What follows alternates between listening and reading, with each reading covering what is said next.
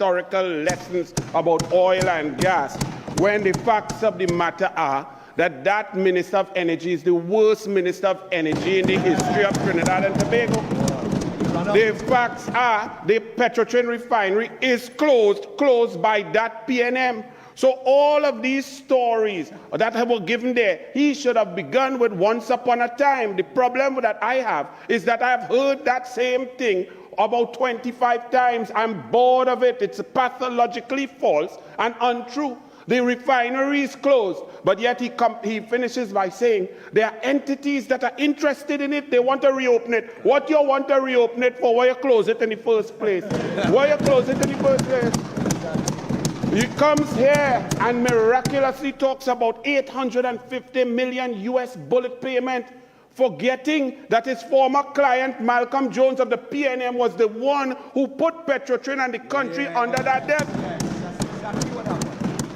He then speaks about heritage and says that they have taken that bullet payment of 850 million, kicked the can down the road twice, which means it has not been paid yet.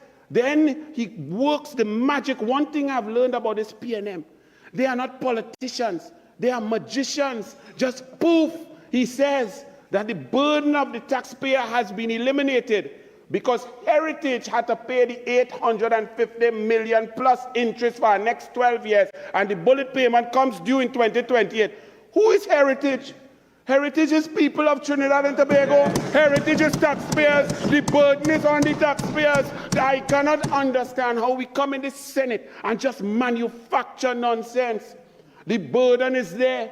Then he comes to say, talking about how oil went down and it's so difficult, the refineries closed down, but failed to state that under his PNM since September 2015, they did not manage, they did not invest, they stopped the on-land oil production. Oil production went down below 40,000 barrels under the PNM, which was an accelerated decline, not a natural God-given decline. The PNM does damage God and all. They're so incompetent.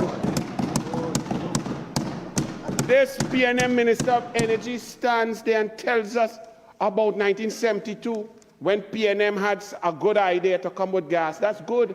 But he probably born in 1972, so it had nothing to do with he. What we are talking about under his realm is 2017 gas price negotiation. NGC makes a loss for the first time in history. Wow. Point Lisas moves from 78% occupancy down to 28%. 11 companies shutter and go. Steel gone. Everything gone. Right now, jobs in the oil sector. 2015 under Kamla Prasad Bisesa and Kevin Ramnarine, 20,500 jobs in the energy sector annually. Under that minister who just run out of here, 10,400. He is half the man of Kamla Prasad Bisesa. Yes. For the border. Ministers are to be referred by their proper name or title of office. Okay, so the point of order raised is the sentiment that we do refer to individuals by their proper title, so it would be the acting Prime Minister and the Leader of Opposition. The acting Prime Minister of Trinidad and Tobago, the just come PNM member from 2014, and oil production under that Minister of Energy, 78,000 barrels under Kevin Ramnarine and the United National Congress. Under this minister now, 53,000. He came here to say about 53,000 to 55,000. He added on a 2,000 to try and sound good, but it's still failure. It's failure on top of failure. When you talk about gas, and we're a gas economy, we are at 2.6 BCF per day, down from under the United National Congress of 3.8. Wow. Yet that minister, the acting Prime Minister, comes here with arrogance. I have never seen a failure be so arrogant, so confident. It's amazing. I think in the Balize House, somehow they do some operation when they join there. They take out two things, shame and conscience. Yeah. He said that they closed down the refinery. If all that he told us, he regaled us of, was true, how come no other expert other than the PNM cabinet said shut down the refinery?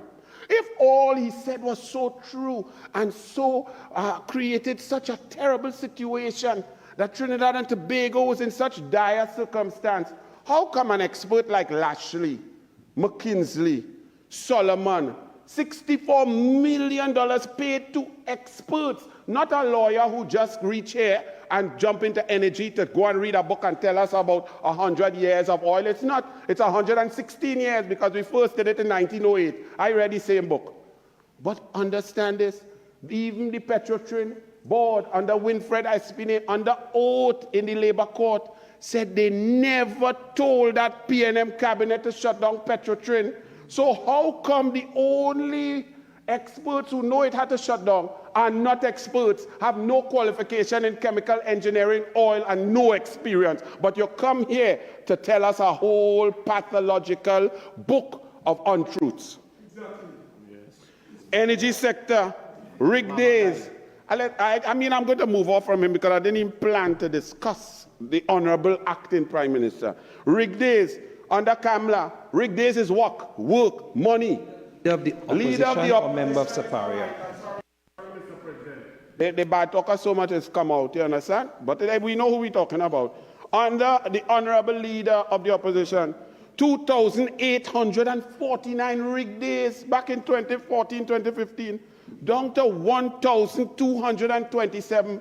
But in PNM maths, they might think that 1,227 is more than 2,849 because I hear that these PNM ministers did not even take or pass O-level maths. What?